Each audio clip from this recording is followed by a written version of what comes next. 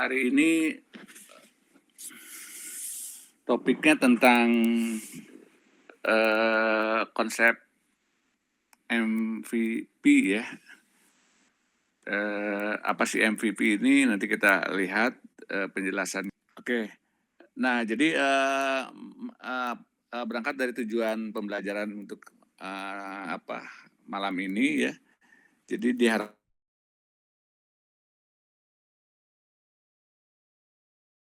juga bisa menjelaskan pentingnya MVP dalam bisnis ya, terus mengidentifikasi bentuk MVP, terus merancang juga MVP yang sederhana, menguji ide bisnis secara cepat.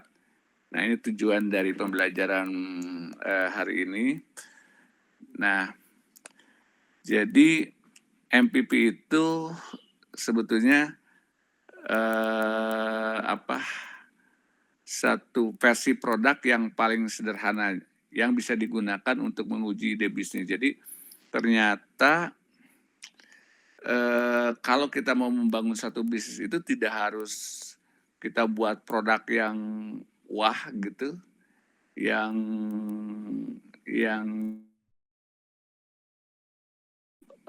resources yang sangat besar gitu misalkan, yang nilainya itu misalkan katakan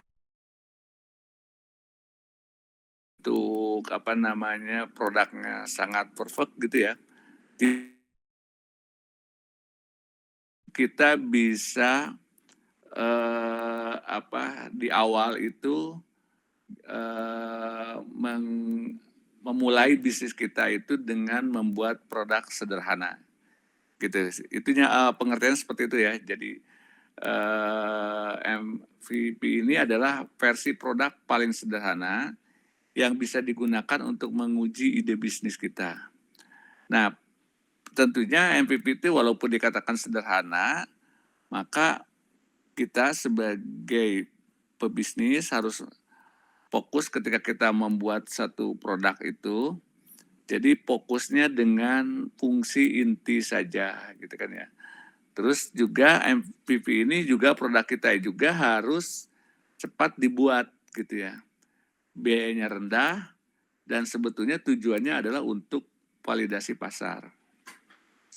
Itu ya itunya ya gambarannya terkait dengan MVP. Next berikutnya. Kalau ada yang nggak ngerti tolong ditanyakan aja ya, karena memang terus terang ini saya udah kegambar sebetulnya nanti ujiannya apa, nah mungkin yang paling tepat tuh ini. Tapi untuk ujian ini itu nanti bentuknya yang tadi saya sudah bikin oret-oret, makanya nanti kita pingin diskusi lagi, pingin ini lagi, apakah cocok nggak ujian bentuknya seperti ini. Planningnya sih ujiannya kelompok gitu ya. Oke, lanjut dulu dengan ini, dengan materinya. Nah, makanya harapannya ini tolong diperhatikan, jangan sampai kalian nggak ngerti, nanti bikin kelompok, tiga-tiganya nggak ngerti tentang MVP itu apa gitu ya. Mengapa MVP itu penting gitu ya? Karena mengurangi resikonya gagal, ya mengurangi resiko gagal. Itu yang pertama. Yang keduanya bisa menghemat biaya. Terus yang ketiga menguji minat pasar. Gitu. Jadi dengan produk yang minimalis tadi, gitu, dalam tanda petik minimalis ya. Kita selain tadi mengurangi resiko gagalnya, kalaupun gagal, tentunya resikonya tidak terlalu besar. Terus biayanya lebih hemat, menguji minat pasarnya, apakah produk ini yang kita akan gulirkan itu diminati atau enggak. Nah, harapannya juga mendapatkan feedback yang nyata dan mempercepat peluncuran produk. Jadi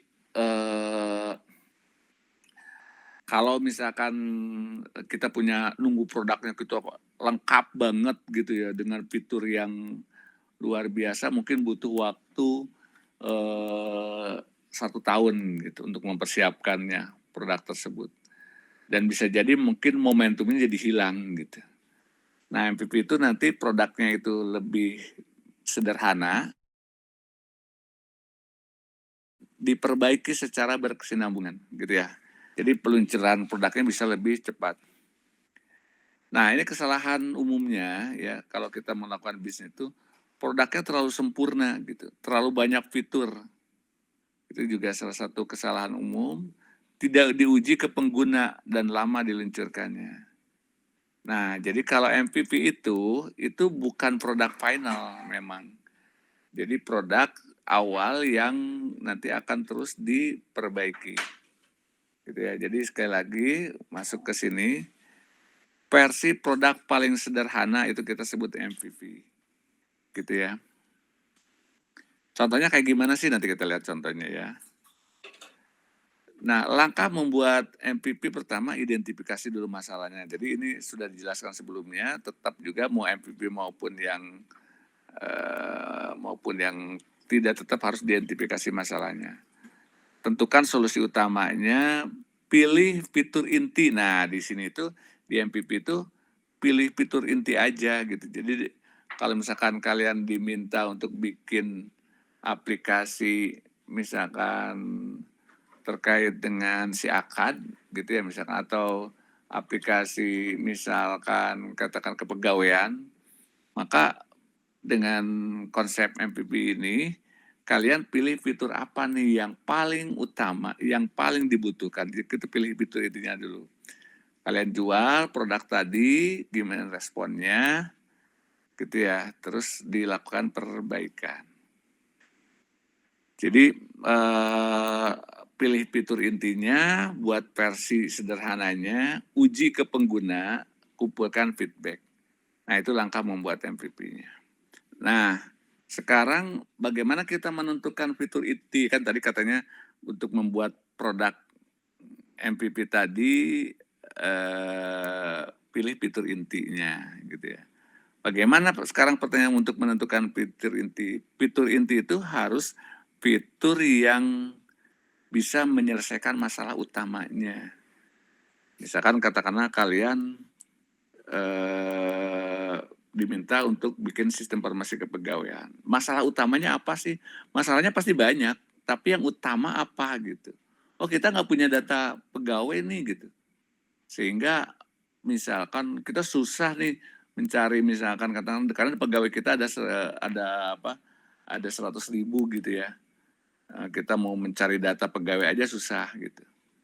Itu kalau itu masalah utamanya, berarti di aplikasi kita cukup mengelola dulu data pegawai. Ada input data pegawainya, gitu kan ya, di input data pegawainya ada fitur pencariannya misalkan. Tapi kan data kepegawaian nggak cuma itu, betul. Gitu, misalkan katakanlah kalau ada mutasi gimana, kalau ada ini banyak pegawaian fiturnya, tapi inti utamanya kan itu dulu, bikin itu dulu. Nah, jadi nanti misalkan setelah berapa bulan, 3 bulan, perbaiki lagi gitulah. Kira-kira kayak gitu. Jadi fitur apa yang paling penting, apa yang bisa dihilangkan dulu. Nah, itu untuk menentukan fitur intinya. Jadi fokusnya ke must have gitu. Apa yang harus dimiliki oleh produk yang kita ini buat gitu ya. Jadi kalau ngomong fitur di sini pengertiannya bukan cuma terkait dengan software ya. Karena kita ngomong MVP ini bisa juga produk itu bukan produk software gitu, bukan membuat sistem informasi kepegawaian aja. Gitu. Pengertiannya bisa juga kita bikin produk bakso atau apa gitu kan ya. Produk makanan jadi misalkan gitu ya. Tapi prinsipnya sama. Nah, jadi konsep inti MVP itu jadi buat dulu gitu ya. Buat versi yang paling sederhana dari produk gitu. Fokus hanya fitur inti. Nah, setelah itu maka dilakukan measure. Di situ apa yang harus dilakukan? Lihat respon penggunanya gimana. Ya, untuk melihat respon pengguna itu harus pakai data yang nyata, bukan asumsi. Jadi diukur nih benar-benar apakah produk yang kita lempar ke pasar ini diminati atau enggak gitu. Nah, itu harus diukur diukur. Nah, setelah kita ukur, maka kita bisa tahu nih apakah banyak yang tertarik atau tidak. Kalau yang banyak yang tertarik, lanjutkan. Nah, gitu ya. Pengertian lanjutkan itu apa sih? Dilakukan iterasi di sini. Iterasi ke belakang sini disesuaikan. Jadi pengertian bangun di sini itu, buat di sini itu diperbaiki di sini gitu ya. Perbaiki lagi. Responnya seperti apa diukur. Terus sudah kayak gitu pelajari lagi. Gitu ya. Nah, tapi bagaimana kalau tidak ada yang beli gitu? Mungkin bisa jadi itu sebagai masukan kita. Oh, jangan-jangan salah target. Kalau salah target berarti itu kaitannya dengan marketing strateginya. Atau mungkin salah produk gitu. Nah, kalau salah produk ya berarti kita dibikin produk baru gitu ya. Jadi seperti itu. Nah, bagaimana memvalidasi MVP itu sendiri gitu kan ya. Ini kan divalidasi nih gitu, apakah banyak yang tertarik atau enggak gitu ya. Ya caranya ada kriteria tentunya ya. Ada yang mau mencoba enggak? Ada yang mau bayar enggak? Ada yang berikan feedback feedback positif atau enggak? Ada repeat order mungkin ini maksudnya, bukan repeat user. Atau yang apa? Proses pembeliannya bertambah gitu kan ya. Nah, ini biasanya yang dijadikan kriteria untuk memvalidasi apakah produk yang kita lempar itu bisa diterima pasar atau enggak gitu ya. Nah, sekarang kita lihat apa perbedaan MVP dengan produk final. Jadi kalau MVP pasti lebih sederhana, kalau produk final itu lebih lengkap. Gitu. Harga lebih murah. Kalau produk final harganya mahal. Nah, kalau ini diuji coba dulu, kalau ini di skalabilitas itu artinya diperbesar. Gitu. Kalau misalkan memproduksi produk asalnya 10.000 misalkan produk sepatu, maka skalabilitas mungkin jumlahnya diperbanyak gitu. Jadi dari 10.000 jadi 15.000.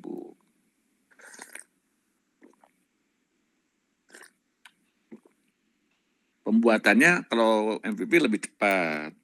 Kalau produk final pasti lebih lama. Nah, ini perbedaan MVP dengan produk yang final. Nah, tips suksesnya apa sih untuk membuat produk MVP tadi? Jangan perfeksionis. Jadi nggak usah perfect, produknya tuh harus benar-benar perfect gitu loh. Jangan. Itu yang tip yang pertama. Yang kedua, fokus pada penggunanya. Gitu. Mungkin bisa jadi produknya biasa-biasa aja gitu. Tapi sesuai dengan kebutuhan pengguna. Jadi saya dulu lah ya waktu struktural, ada mahasiswa yang memang bisnisnya itu polet magic istilahnya gitu ya. Dan padahal dia awalnya bekerja di sebuah perusahaan Korea kalau nggak salah atau apalah, saya lupa, perusahaan luar lah. Nah, tapi akhirnya dia memutuskan untuk berbisnis. Produknya apa sih?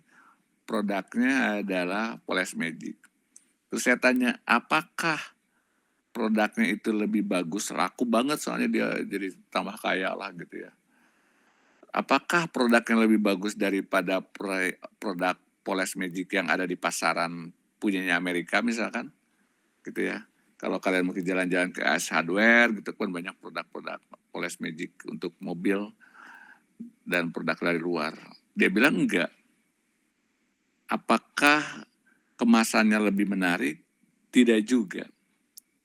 Apakah harganya jauh lebih murah? Tidak juga katanya. Nah gitu ya. Jadi memang sederhana malahan. Akhirnya saya pingin lihat. Coba saya belilah, saya bilang gitu. Ada, saya bilang kok nggak ada daya tariknya ya kalau dari sisi ini ya, dari sisi kemasan, dari sisi apa. Ya biasa aja gitu. Nah jadi tidak perfeksionis gitu sebenarnya gitu ya. Nah tapi dia monitor terus perkembangan si atau respon dari si end user atau si kliennya atau si customernya lah. Maaf, bukan klien, customernya. Jadi fokus dengan itu. Oh, dia pasarkan juga melalui pemasaran digital. Dia lihat responnya banyak enggak, ada yang komentar mereka kayak gimana gitu. Terkait produk tersebut dia pantau terus gitu. Dan cepat mencoba untuk dan menerima kritik gitu ya.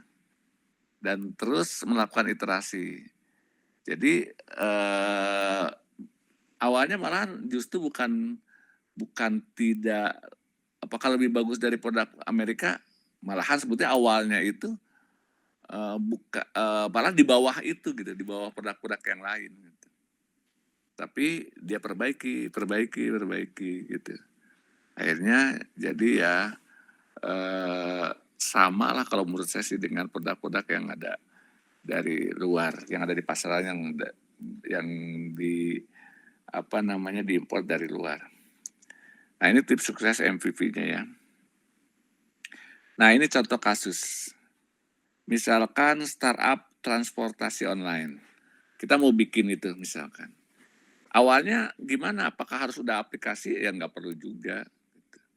Kalau kalian bikin aplikasinya dulu untuk transportasi online ini, ya butuh anggaran gede, mungkin tidak cukup 1 miliar.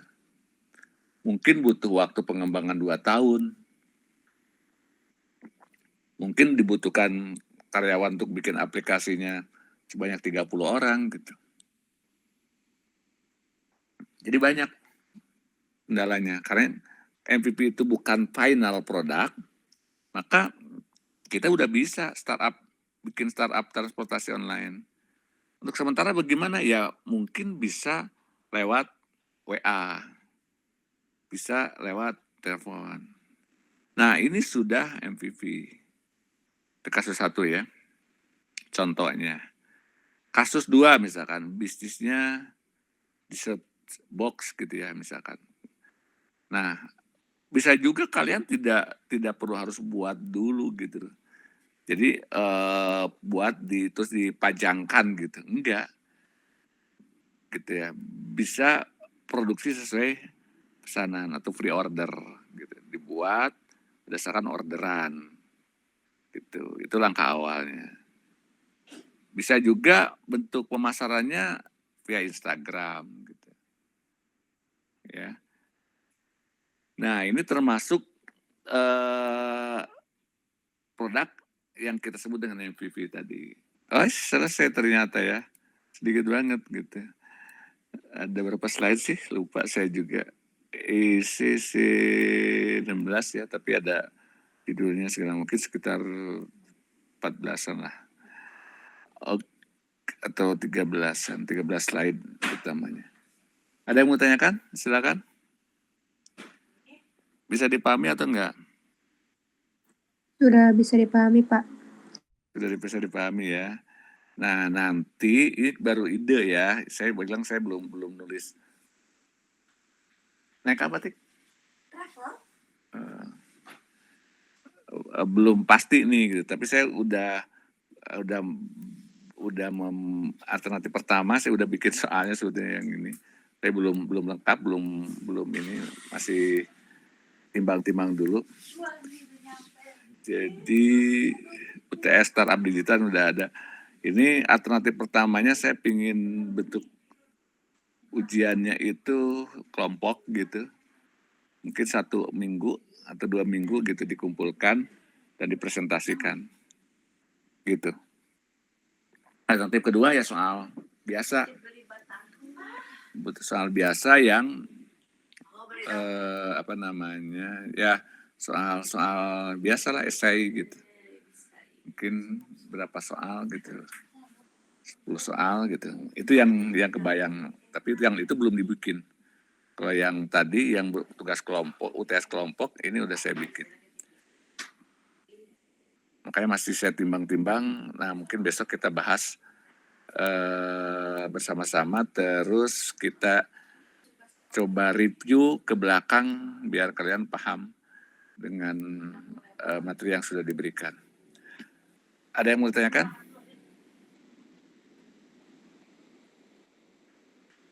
Tolong ingetin besok ya, kalau ternyata ini belum di-upload ke ini. Terus saya coba di-upload malam ini. Kalau sampai besok belum di-upload, tolong di-upload ke LMS, tolong diinfokan ya. Ada yang kalian tahu kan nomor WA saya, bisa minta ke Pak Indra ya. Baik, Pak. Ya. Kalau ada yang mau tanya-tanya juga boleh tanya-tanya aja lewat WA atau apapun lah gitu ya. Gitu.